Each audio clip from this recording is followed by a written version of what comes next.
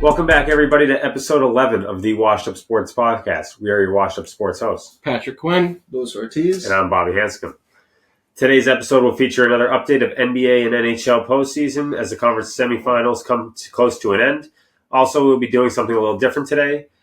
Best bang for your buck. We will be each drafting a team of 7 players, 5 starters, and 2 bench players of remaining players from the NBA postseason with a budget of only $16. We're going to be talking about the NFL schedule release that just dropped on Wednesday, along with our favorite matchups for the 2024 season, some random news in the sports world, and lastly, washed up wagers with a recap of Tuesday's slate and our picks for Friday, May 17th. Round 2 of the NBA playoffs are coming to a close here by the end of the weekend. The Eastern Conference Finals and the Western Conference Finals will be set. After the Nuggets dropping the first 2 games in the series, everyone thought they were over. They didn't know what to do. They've won 3 straight. Jokic looked like the MVP the other day. 40 points, 13 assists, 7 rebounds, 0 turnovers in Game 5. Also, Dallas Mavericks, after a disappointing Game 4, bounced back on the road in Oklahoma City, going up 3-2 in the series. Kyrie didn't show up, but Luka certainly did. With all the injuries Luka's been going through right now, he decided to go off and drop 30 points in a triple-double. The New York Knicks absolutely annihilated the Indiana Pacers at home when everyone was talking about how the Knicks were injured, with Obi being out and Mitchell Robinson being out, Jalen Brunson banged up. So 3-2 there. And then lastly, we talked about it. The Celtics, 5-game series, didn't really look to skip a beat. Even though we didn't think, or even though it didn't look as comfortable as it did, they got it done. They got the job done. They got the extra rest. So now they're into the Eastern Conference Finals, waiting the matchup of the Indiana Pacers or the New York Knicks. Joe Mazzulla really gave Al Horford the green light last night. He took so many shots. Yeah. 22 and 15. But staying on the Celtics. Staying on the Celtics, a lot of sports pundits in the world are talking about how this is the easiest pass to the Eastern Conference Finals we've ever seen, with obviously a depleted first round, with the fact that Giannis got hurt in the first round, Dame got hurt, Joel wasn't healthy, Tyrese Maxey was banged up a little bit. Even when they played the Heat, they didn't have Jimmy Butler. But the thing is, doesn't matter. They can't control that narrative. They got to play who's in front of them and who's available. And the Celtics didn't have Kristaps Porzingis this round. Yep. So as much as you want to say, the Celtics have had an easy route to the finals again, or the Eastern Conference Finals, it's not their fault. Look back at it. Tatum and Brown are going to play, their 5th, 6th Eastern Conference Finals together? We've been here before. Doesn't matter if it's easy or hard. We still find a way to get there. Yeah, and Udonis Haslem saying that the Celtics haven't been battle-tested like you just said. Let's ask Tatum someone about 5 or 6. Let's ask someone about the Celtics to give their point about the Celtics, who, I don't know, he's such a hater. Udonis Haslem isn't relevant if Dwayne Wade, Shaquille O'Neal, LeBron James, Chris Bosh, Ray Allen didn't play on his teams. All right? So he rode the bench. Let's be honest here. Udonis Haslem was 40, playing on the bench still, never getting minutes, and looking like the soccer mom looking over on the bench. Yes, that's what you got to do, kids. That's what you got to do. Having no impact to the team. So it's just what it is. I think this is Tatum and Brown's 5th Eastern Conference Finals together. Yeah, it's Brown's 6th. Brown's 6th. Okay. 6 in the last 8 years. Already more than 14 franchises have made it into their conference finals. So But if we're being honest, it does not matter for the Celtics. Their one goal is an NBA championship. Right. As it should. And as much as people want to talk about, congratulations. If you're a Celtics fan, if you're a Celtics player, does not matter. Doesn't matter. Your goal is to lift that 18. NBA Finals at the end Winner of the 18, year. baby. Yeah. All right, Lou. So let's get into this new segment we have going on here. We are now going to do something we haven't done before here. Best bang for your buck.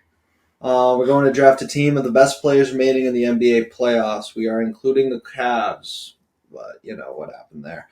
We're going to each draft 5 players. We each get $16 budget, and we're going to have $1 for the bench. So 2 bench players, 50 cents there.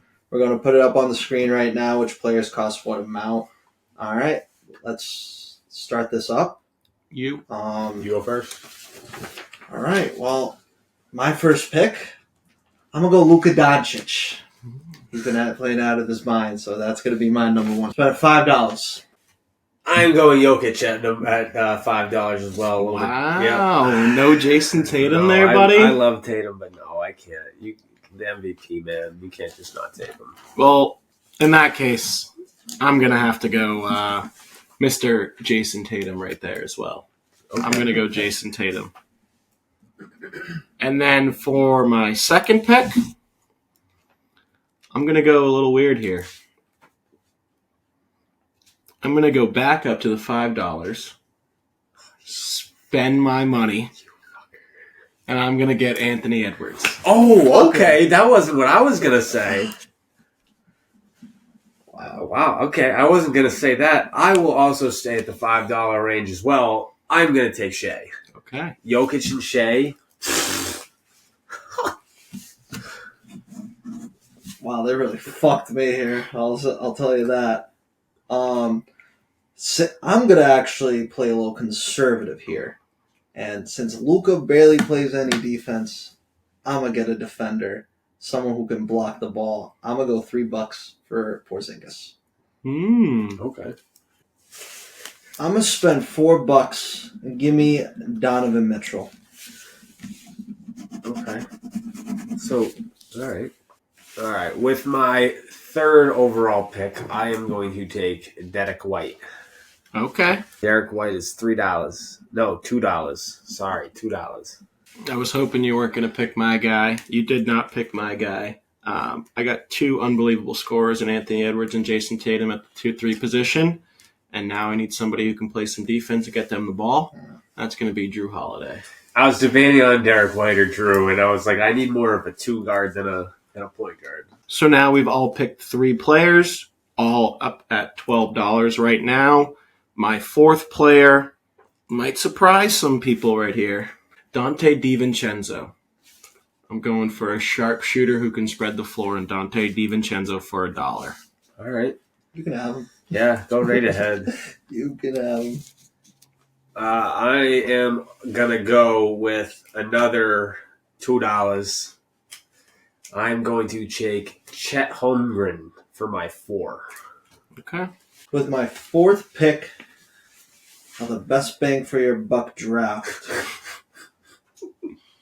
my Bop City Lose will be selecting OG Anunoby. Okay. Hey, Lou, let's give you a round of applause, though, for just getting that name right for once, okay? Let's give you a round of applause. That's a tough name to do. That's your rounds out your team? No, Nope, he goes again. One more for a buck. one more. One more pick for a buck. Sorry. Jesus Christ. For my last pick, I will be taking Aaron Gordon for $1. As much as we all hate him, I am going to take Max Strus for $1 to close out my starting 5. That You're is truly so. a That piece of is so garbage. So garbage. I need the buckets. You'd rather have Max Strus over Dante DiVincenzo? Absolutely. You're out of your All right, marbles. PQ, $2 to spend. Will And- you spend 2 or will you spend 1 here? No, I need a big man, and it's Mr. Flamboyant Miles Turner himself. Not as flamboyant as Karl Anthony Towns. That is true. Crazy because after all that, they took him off the court to put him even closer to the locker room. So it was like, We was like, damn, it's total chaos in Minnesota right now. Like, No, for sure. That's why nobody took Mr. Karl Anthony Towns. Now on to 2 bench players, each 50 cents. I think it's me to start off first. Easy's pick of the fucking day. The fucking white man shooting machine from Oregon, Mr. Peyton fucking Pritchard. dude. That was going to be mine. Well, that Love me sucks some- for you. No, I was actually... I'm going to be going with a bucket getter with a father who also played in the NBA, with Tim Hardaway Jr. Jesus Christ. You see that shot he took the other Are day? you That guys hit fucking out of your mind? the top of the I got you. backboard and then fell off? Lewis, can you just clean this up here? All right, I'm gonna clean it up here, and I'm taking Nas motherfucking Reed. That was going to be my Thank second. you. That was going to be my second. I was pick. gonna- Sixth man of the year. I was That was gonna be my but second yeah, me too. But I wanted to make sure I can get a scorer off the bench. That was going to be my second. pick. Nas Reed isn't a scorer off the bench, I suppose. Butter. Compared to Tim Hardaway, no. Yes. Nas Reed Big is difference. the NBA Sixth Man of the Year for a reason. I understand. All right, Lou, back to you here. Who's your seventh man? Seventh man is gonna be the roll the dice man, Karis LeVert. Oh, really? I thought you were going to go Al Horford. No, I just picked Nas Reed, dude. I'm good. Doesn't mean you can't take two bigs. All right, Bill. My last pick is going to be Obi Toppin. I like that pick. Hopefully, he gets a lot of in between the leg dunks for you, boss. And Patrick Quinn with the final pick in the best bang for your buck draft. From Shea. I'm going with Mr. As much as this pains me, it really fucking pains me. This guy is a fucking loser from Duke University. Fucking Derek Lively II. I like that. He's playing out of his fucking. He really is. shoes, dude. All right, so before we read the lineups off here, let's just go over some notable names that were snubbed. To start off, we have the weight of New York on his shoulders, Jalen Brunson. The only $5 one that wasn't taken. No. We one gives also a have fuck. Jalen Brown, second team All-NBA. Yeah. We also have Kyrie Irving. Kyrie, Jamal. Kyrie, of course, a little inconsistent, but he's still a great basketball player. Gobert. Jamal Clutch Murray, Rudy Gobert, Halliburton. Hallie. I can see where you guys didn't pick him. The Glue Man, Josh Hart, MPJ, and J Dub. I think we're good to leave off. Yeah. but yeah, that's pretty much all. No one took Garland. No. No one took Garland. No one took Mobley. And then for bench guys, no Al. And I'd say you guys pretty much got all that Yeah. right. I mean, if it was based off of Marcus Morris last night, I mean, he Yeah. might have been one of the first picks Yeah. taken, dude. Yeah. The guy was unconscious last night. It was unreal. Starting on my one, on my boy Luca, $5. Cost me a lot. And then I went down to $4 for my two, Donovan Mitchell. I have Aaron Gordon at my 3. He was $1.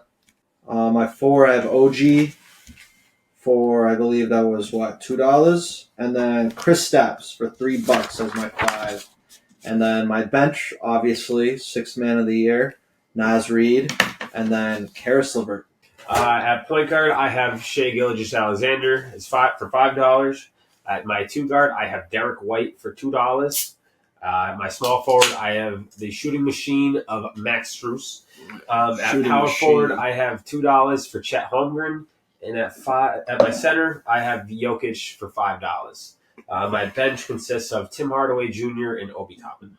And for the winning team, the best team there is. Solid. Comments will agree with me eventually. I got Drew Holiday for $2. Dante DiVincenzo, who doesn't care who the fuck you are. He'll go at you like he did Miles Turner the other day, for $1. I got Anthony Edwards at the small forward for $5. I got Jason Tatum for $5 at the 4. And then I have Miles Turner for $3 at the center position. And then I have Peyton Pritchard off the bench for 50 cents. And I have Derek Lively II for 50 cents off the bench. Now, just for fun, and Bill, we'll start with you on this one because you never got a first pick. Yep. Who out of the remaining teams would you want as your head coach of this squad?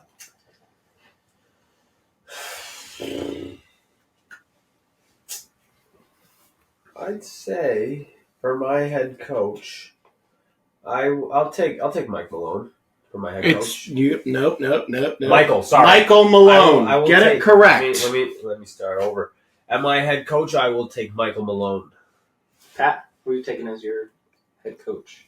I'm taking the guy who's won a championship with the team he coaches, knows what he's going to do, was most famous for spilling coffee on the floor in Brooklyn after he didn't have any timeouts left. That is Mr. Jason Kidd. I'm going to take my hometown. Joe Mazzulla. Joe motherfucking Mazzulla, dude. Joe the Meerkat Missoula. He's on a mission. Someone who got snubbed. Head coach of the Thunder. Mm-hmm. I forget his first name. He's not. He's not exciting. Coach of the year. For you guys watching, let us know who had the best team. And now, changing it up from the NBA into the NHL playoffs. Quickly, just a quick recap of what's been going on. The Colorado Avalanche avoided elimination the other night with a 5-3 win over the Dallas Stars. Pretty impressive in Dallas. Didn't able to close it off. That series is now 3-2, going back home to Colorado. The Edmonton Oilers tied the series up after they almost blew a 2-0 lead against the Vancouver Canucks. Canucks scored, and then the Edmonton Oilers scored with 39 seconds left to win the game 3-2. Boston Bruins, surprisingly actually, came into Florida, was able to have a pretty dominant win when you think about it. Because they shot the puck. Don't give me hope. Swayman played unbelievable. This series is now 3-2. Game 6 is tomorrow night in Boston. Going to be a very interesting one. And lastly, the Carolina Hurricanes have some life in them. Going down 3-0, obviously, against the New York Rangers. Everyone thought the series was over. Even if they didn't win it in Game 4, they would have won it in Game 5. And they flat out got outplayed the other night in Game 5. Was up 1-0 and then let up 4 unanswered goals. So now, who do we think the team that is up 3-2 is under the most pressure? So that could be the Florida Panthers. That could be the New York Rangers. That could be the Dallas Stars. What do we think? Go ahead. I mean, yeah, being up 3-1 is kind of like a gimme, but being up 3-0 and then losing 2 in a row like that, and being the President's Trophy winners that the Rangers are, they have the most pressure right now to get in this win, especially going back to Carolina. That's going to be a tough environment. That's tonight. Yeah. You know? I actually completely agree with you. I was going to say that exact same thing, and then losing those last 2, it's tough to have the momentum switch in the Carolina's way, and so it's tough to see if the Rangers can actually do something about it. I'm going to disagree here. I'm going to think, remember last year, boys? I do. Were the Bruins up 3-1 on the Florida Panthers? I just don't want to say it. And So many the Bruins couldn't close it out? And then what happened this year? The Florida Panthers were up 3-1, had Game 5 at home, couldn't close it out. Now Game 6 goes back to Boston. If I'm in Sunrise, Florida right now, I am shaking in my I'll boots. tell you right now, they are shitting their pants. They certainly But are. just let history write itself. Because I say anything about it. It's true, though. You know, Yeah. They did it to us last year. Why can't we do it to them this year? You know, nobody gave the Bruins a shot in that Game 5. And they came out and played. Swayman played unbelievable. We actually McAvoy, shot that the picture puck. of McAvoy after the game with the black eye, bruised that was up unreal. everywhere. That is what we call a hockey photo right there. And I saw Marchand come out and talk about that he's hoping to be back for Game 6. So that series for me is going to be exciting. All right, boys, let's move it on to the NFL schedule release here. All 32 teams have been, the schedules have been released on Wednesday. Obviously, it's going to be really exciting with all these moves that took place. Bobby, I know you and I have been Pat fans all our lives, and I just want to ask you, how are you feeling about our schedule? Because I remember I said, if the line is 4.5, which it is now for their win totals this season, I said hammer. I'm confident on that. How do you feel? Dude, no shot. I'm going to straight up say no shot, dude. I love the Pats, dude, but no fucking shot, man. All right? Like, you're going to start the year with Jacoby Brissett at quarterback. You have Drake May, the rookie, coming in. You have the hardest schedule in football. One of the hardest schedules. Zero shot that they do anything over 4.5 games. Pat, your Giants here. Let's move over to them. How do you feel about their season? I'm in the same boat with you guys. When you think about the strength of the AFC East, you look around the other teams in the AFC East, they only got stronger, in my opinion. And you look around in the teams in the NFC East, they only got stronger, in my opinion. Besides Dallas. I mean, even Dallas kind of did. You To an know, extent. the re-signing of Zeke like they did, and then even Ooh, Zeke. but they got Dak Prescott, CeeDee Lamb, still got Brandon Cooks. Philadelphia got even stronger, taking away my beloved Saquon Barkley like that. Yeah, and then the Commanders, between every expert from the East to the West Coast, has said they won the draft. So it's like, fuck me. God. I agree. Their win total is set for 6.5. Yeah, I had them. I had 6 wins maybe.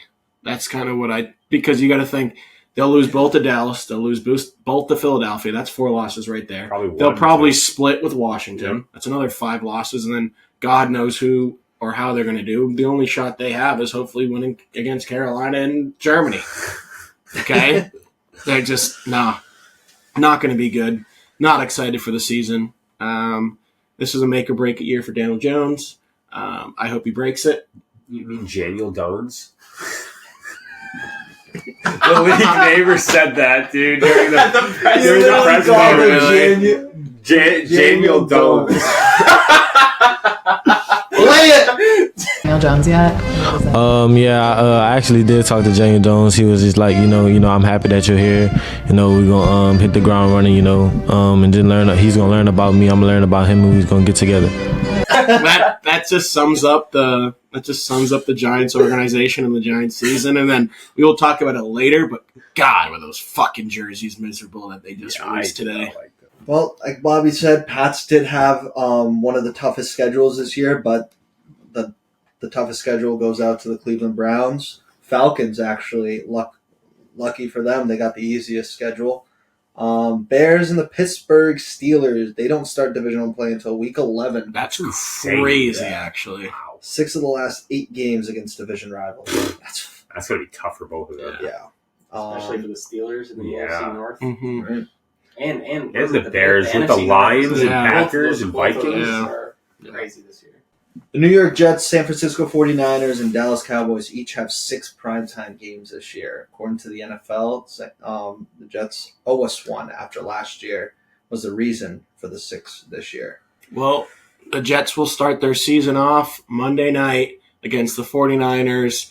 If you remember last year, the NFL kicked off on Monday night with the Jets at home. Aaron Rodgers, brand new city, brand new team, all this expectations.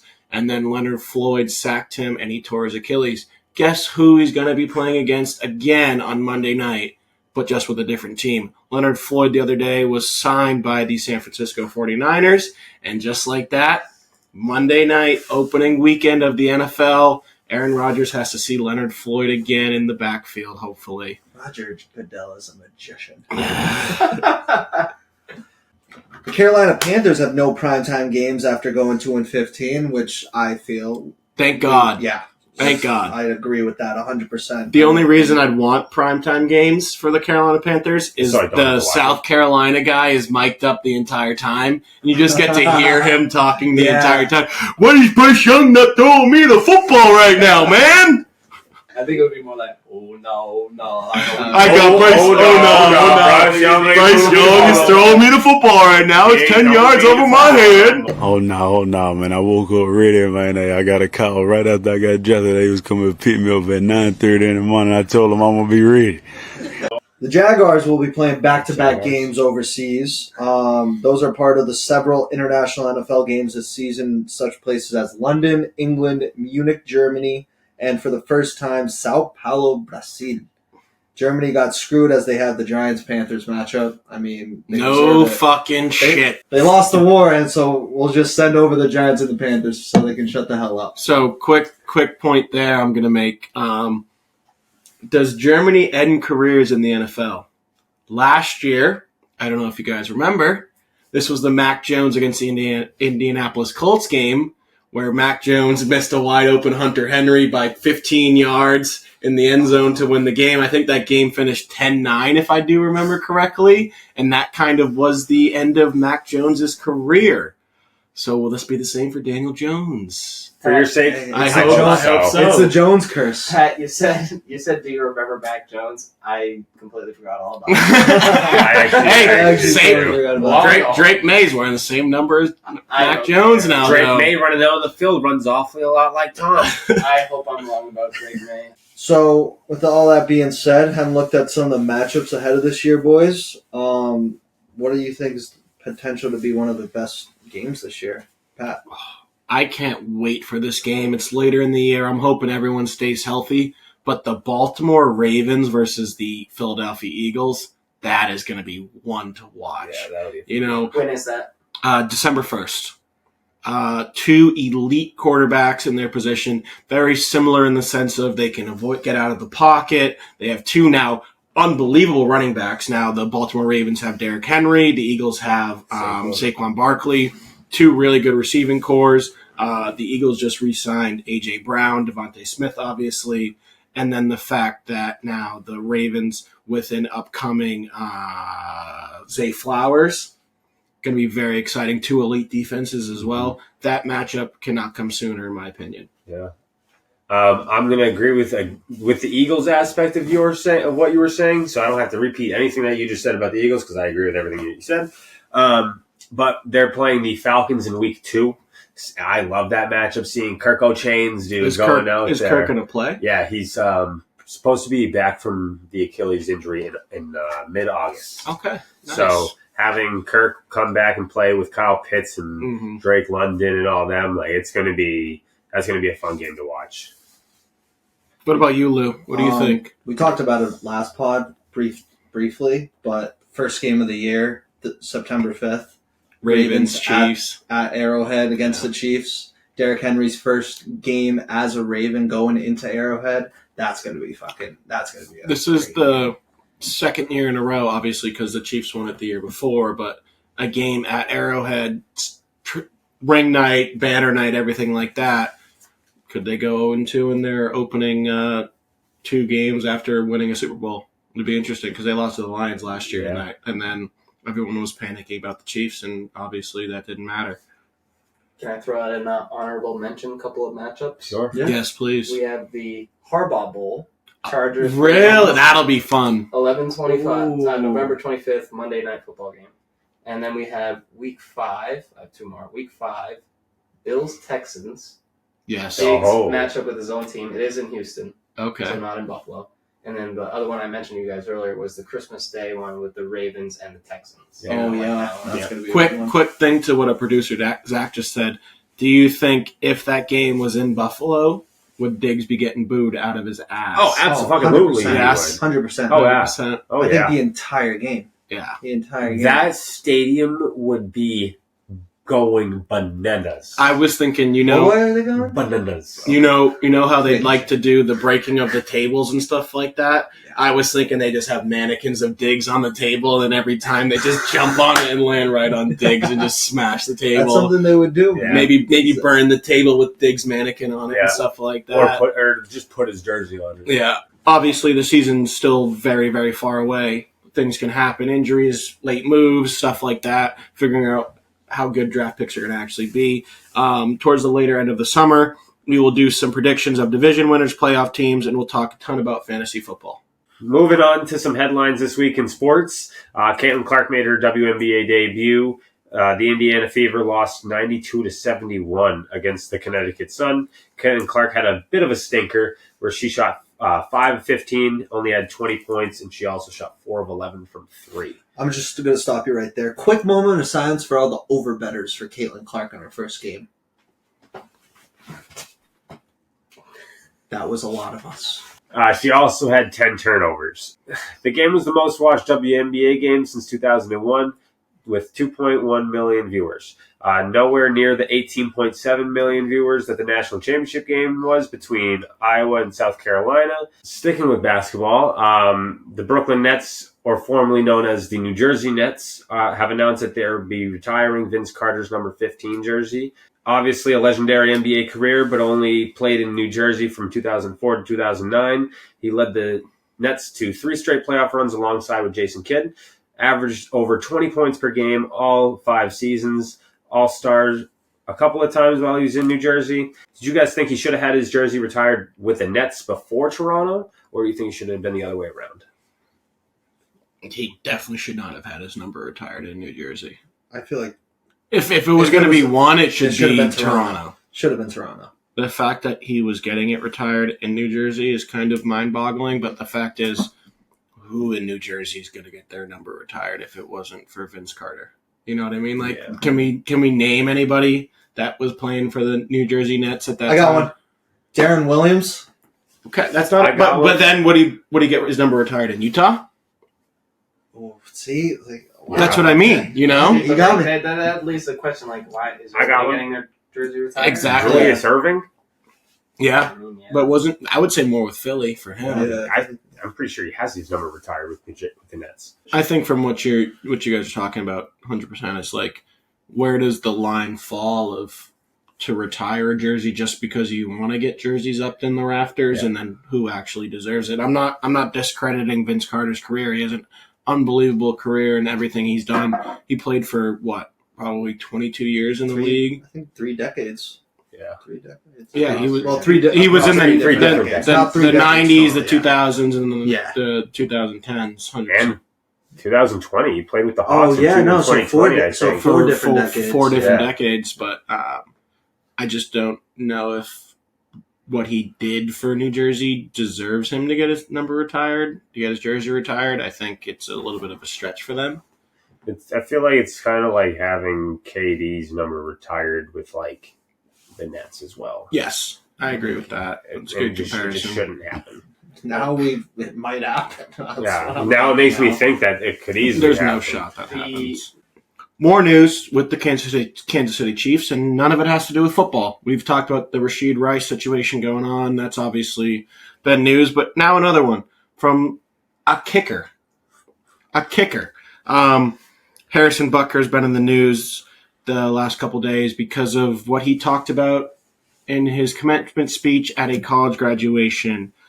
Not going to talk politics on this podcast, obviously, but he went into conversation about the fact that he feels like men aren't masculine anymore, and society now is pushing everybody to be acceptance about what people are doing, and then traditional household values, Christian values, are now kind of being pushed aside. He got into conversation about the fact that as much as your career could be successful as a woman or as a man, the best things in your life is going to be being a father or a wife or a husband or a wife, and raising kids and growing a family and doing things like that. He's come into a lot of situations about how many of you are sitting here about to cross the stage and thinking about the promotions and titles and going into your career. Some of you might go on to lead numerous different situations between becoming a doctor, lawyer, president of a company, CEO of a company, but does it really matter if you don't start a family and create a career in that aspect? So what do we think about that? Is just news that we're going on right now, or just let it be known that a kicker in the NFL whose position is to literally the only guy ever in the game that isn't allowed to be touched is talking about masculinity. That's all I gotta say. The only guy on the football field that isn't allowed to be touched is talking about, I don't know. Bill?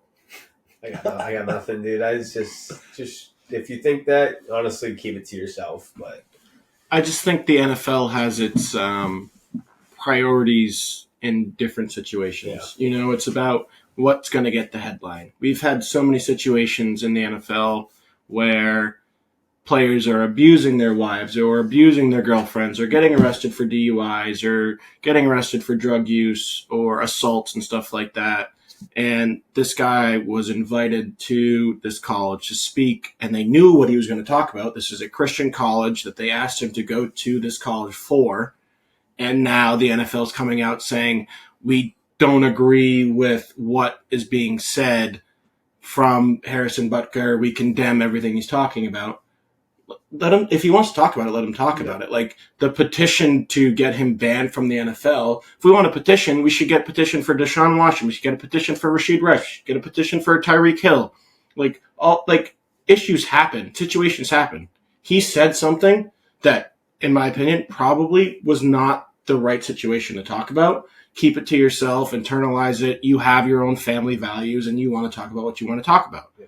But at the same time, don't make this a headline story and now the whole world's talking about it, when you have these players that are having 9, 10, 20, in some situations, wives with different children, and then they're not having a good household, or they're beating up people and they're getting assault claims and they're having drug overdoses, or they're getting in car accidents and they're killing people.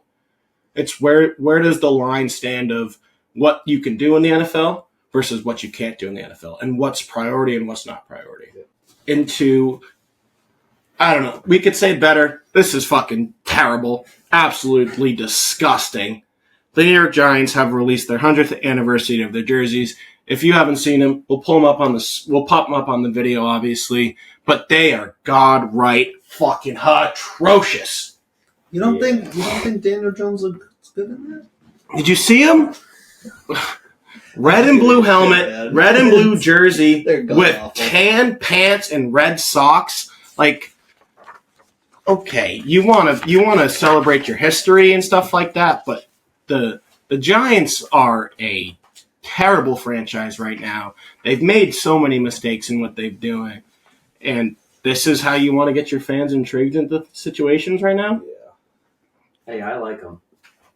It's a throwback look. It's supposed to be like that. No. The helmets? You don't even like the helmets? The helmets are fine. Cool, but the jersey, let's cross it from here up. Here up is good. And then you see the rest of the fucking jersey. It's terrible. And another thing that has been really grinding my gears.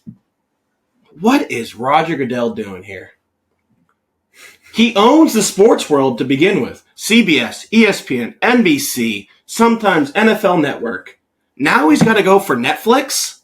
Don't forget Peacock. Peacock, Amazon Prime. Like, he was in a interview years ago. He's like, no, I'm going to leave Christmas Day alone. If it falls on a Saturday, falls on a Sunday or Thursday, we'll have our games, obviously, because it's during the schedule.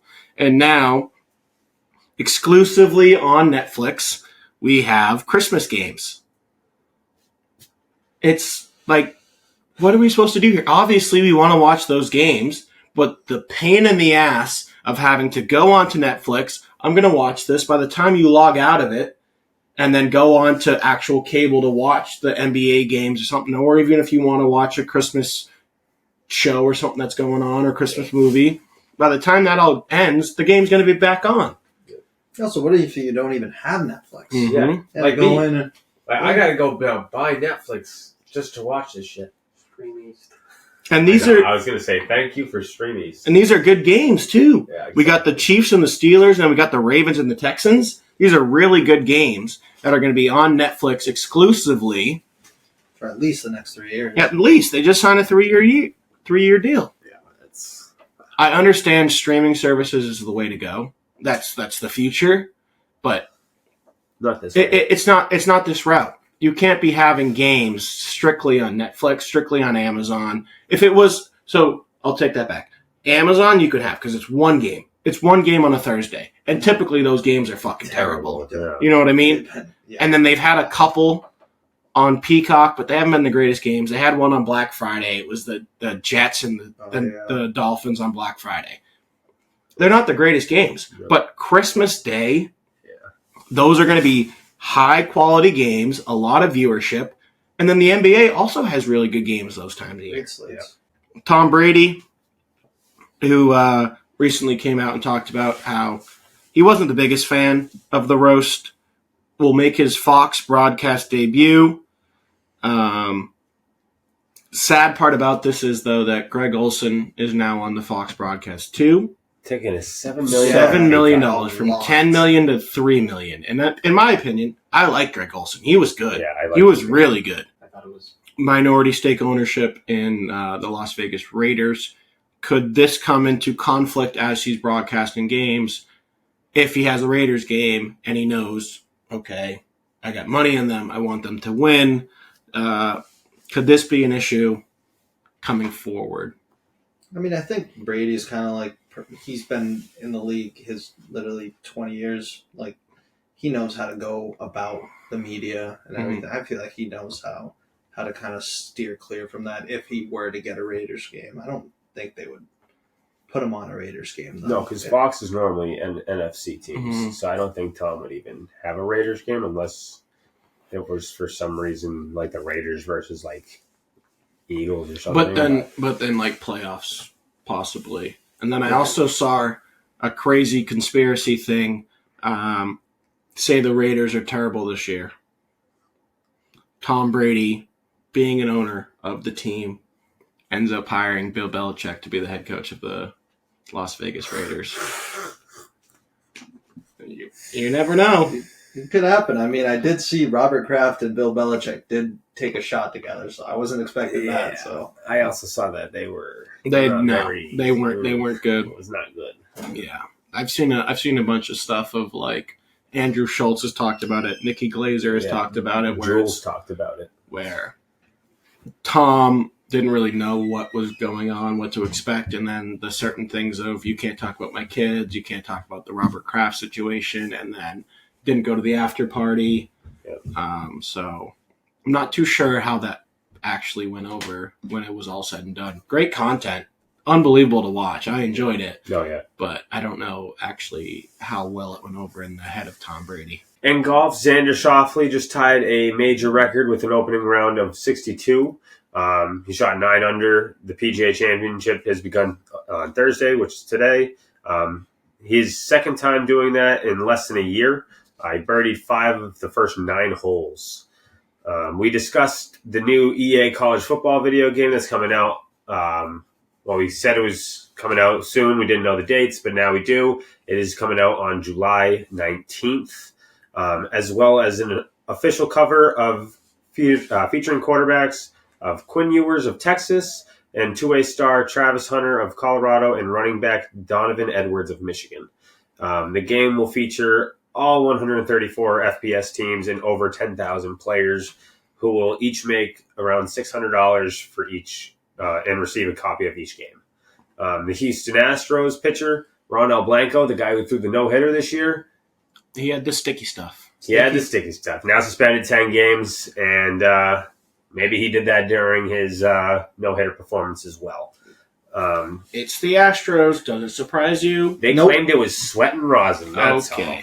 Going over into soccer now, Man City goalkeeper Ederson broke his eye socket after a collision in this week's win over Tottenham. They will be without him as they try to clinch their Premier League trophy on Sunday. And also without him for the FA Cup final against Manchester United. Who knows if he'll even play in the Copa America. Copa America, too. That was a nasty collision, too. Yeah. That was he gruesome. came out, it was very luckily he did not get kicked or studs to the face. Luckily it was his head, but that was a scary sight. To finish the episode, we have washed up wagers. Here's a recap from the slate from last episode, Tuesday, May 14th. Pat is now 8-1 to start after going 2-1 on Tuesday. His winning picks on Tuesday were the under of 216.5 of the Knicks Pacers Game 5, and he had the Edmonton Oilers money line in Game 4. His losing pick was the over in the Man City Tottenham game, which was only at 2 goals. I believe it was 3.5. Yeah. I'm in second place. My record now is 5-4 after also going 2-1 on Tuesday. My wins were the Bruins plus 1.5, who won Game 5 over Florida. Josh Hart over 14.5 in Game 5 against the Pacers, where he had 18. And my loss was the Seattle Mariners, who lost 4-2 against the Kansas City Royals after being up 1-0 through most of the game. Lewis is in last place with a 4-5 record after going 1-2 on Tuesday. His only win was the Atlanta Braves, who beat the Chicago Cubs 7-0. Congratulations on a baseball win. His losses were the over of 5.5 goals in the Bruins-Panthers game, which was 2-1, and the Timberwolves of plus 4.5 in Game 5 against the Denver Nuggets, where they lost by 15. All right, so we're going to pick our next 3 best bets for the slate on Friday.